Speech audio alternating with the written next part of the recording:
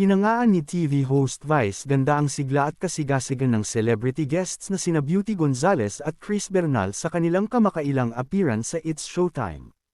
Ayon kay Vice, talagang itinodo ng dalawang aktres ang kanilang energy at promosyon, na naiiba sa ibang celebrity guests. Yung iba kasi nahihiya, nagpo-promote tapos nahihiya. Ano kaya yun? Maraming pumupunta dito, ang art pa. Ani Vice ganda, na halatang natuwa sa effort ng dalawa.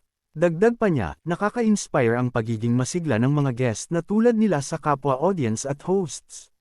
Hindi tulad ng ilang celebrity guests na di umano ay tamad o nahihiya sa promosyon, ginawa ni na Beauty at Chris ang lahat upang makisaya sa audience. Mula sa pagbibigay ng kasiyahan sa studio hanggang sa pakikipag-interact sa hosts, kitang-kita ang kanilang dedikasyon sa programa.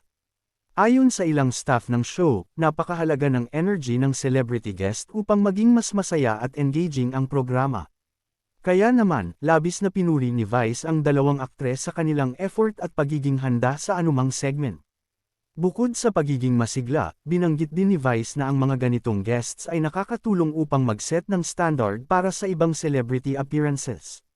Pinapakita nito na ang aktibong pakikilahok sa promosyon at pakikipag-interact ay hindi lang nakakatuwa sa audience, kundi nakakainganyo rin sa buong show.